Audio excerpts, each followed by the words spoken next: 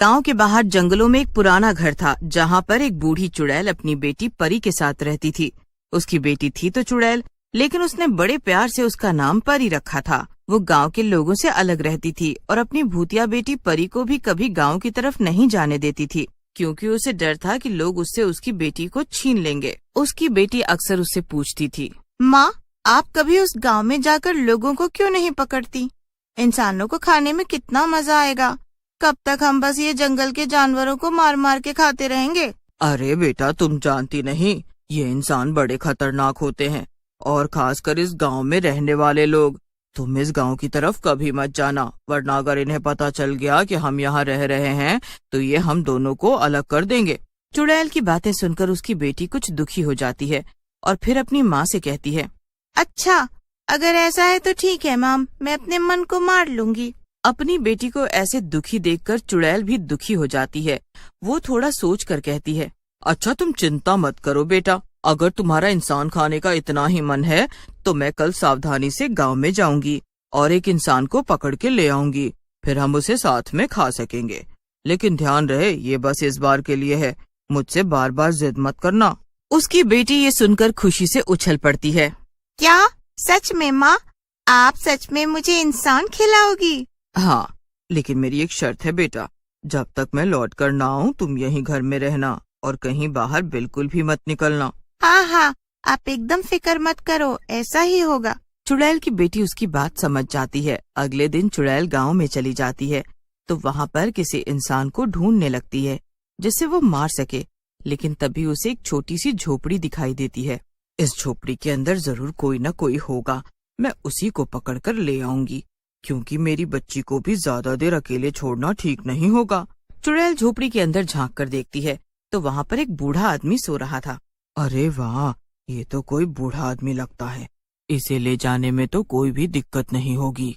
चुड़ैल ये सोचकर घर में घुस जाती है, लेकिन जैसे ही वो अंदर जाती है बूढ़ा आदमी जग जाता है और चुड़ैल को देख लेता है। क्यों डर गया बुढ़े? डर गया? वो भी तुझ जैसी चुड़ैल से? हाँ। और तू मुझे बूढ़ा बोलती है? तू तो खुद ही मुझसे भी ज्यादा बूढ़ी है। रुक, अभी बताता हूँ तुझे।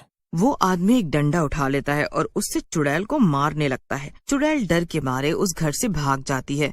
पूरा दिन बीत जाता है, लेकिन चुड़ैल एक भी आदमी नहीं पकड़ पाती, क्योंकि वो सचमुच बूढ़ी और बहुत कमजोर हो गई थी और गांव के सभी लोग उसे भगा दे रहे थे। आखिर में चुड़ैल थक कर सोचती है, अब क्या करूं? अब तो मेरी बेटी दुखी हो जाएगी। नहीं, एक काम करती हूँ, उसके लिए खरगोश पकड़ कर ले जाती हूँ और किसी तरह से उसे समझा दूंगी कि इंसान खाने की जिद ना करे। वो अपनी भूतिया बेटी परी को आवाज लगाती है, परी, परी, कहाँ हो तुम? मेरी बच्ची, यहाँ आ जाओ। चुड़ैल को लगा कि उसकी बेटी उसकी आवाज सुनते ही दौड़ते हुए उसके पास आएगी, लेकिन ऐसा नहीं होता। चुड़ैल ये देखकर घबरा जाती है। अरे, ये परी कहाँ है?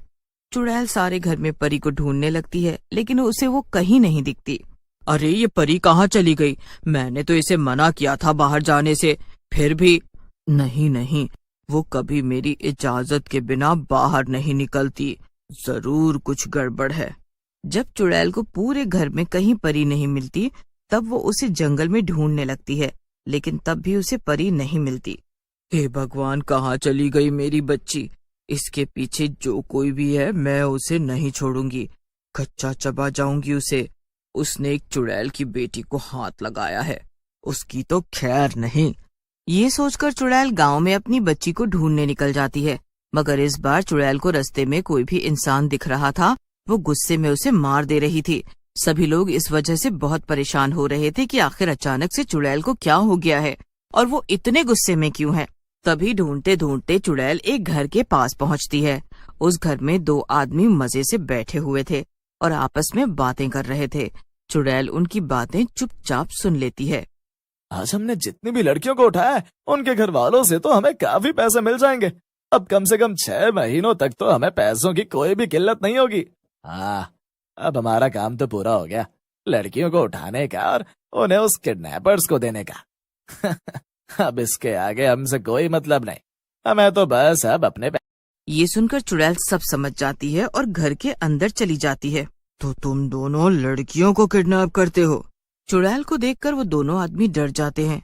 देखो, अगर तुम दोनों मुझे सब कुछ सच सच बता दोगे तो मैं तुम्हें छोड़ दूंगी, लेकिन अगर तुमने झूठ बोला तो मैं तुम दोनों को मार दूंगी, और तुम्हारे पास ज्यादा वक्त भी नहीं है, इसलिए जरा जल्दी अपना मुंह खोलो और सच बोलो।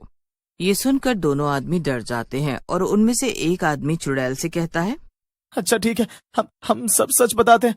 हाँ, हम बच्चों को किडनैप करते हैं और कुछ लोग हैं जो शहर से यहाँ आते हैं। उनकी शहर में बहुत बड़ी गैंग है। असल में वो लोग गांव से बच्चों को किडनैप करवा लेते हैं और फिर उनके माता पिता से पैसे मांगते हैं, लेकिन पैसे मांगने के बाद भी वो उनके बच्चे वापस नहीं करते और उन बच्चों से काम करवाते हैं। क्या शर्म नहीं आती तुम्हें ऐसा घटिया काम करते हुए? और क्या तुम लोगों ने मेरी बेटी को भी किडनैप किया? क्या? भला अब चुड़ैल की बेटी को क्यों किडनैप करेंगे? तुमसे तो ना हमें पैसे मिलेंगे, ना एक भूतिया बच्ची से हम काम करा पाएंगे। नहीं, आज ही के दिन मेरी बच्ची मेरे घर से गायब हुई है। जरूर तुम लोगों ने ही कुछ किया होगा। अरे मगर हम सच बोल रहे हैं, हमने कुछ नहीं किया। जरूर उस कल्लू ने तुम्हारी भूतिया बेटी को किडनैप किया होगा। वो बहुत खतरनाक है। वो तो वही तो है, इस शहर वाली गैंग का लीडर। अरे वो ना शहर से यहाँ आया हुआ था और हाँ, उसने कहा था कि वो जंगल में घूमने जा रहा है। क्या? अब वो मुझे कहाँ मिलेगा? जल्दी से बताओ, मुझसे अब रहा नहीं जा रहा है। मुझे अपनी बेटी वापस चाहिए। वो तो शहर वापस चला गया। हमने उसे बच्चे दे दिए थे और वो अपने ट्रक में भरकर सबको अपने साथ ले गया। हमें छोड़ दो, हमने तुम्हारे बच्चे को कुछ नहीं किया।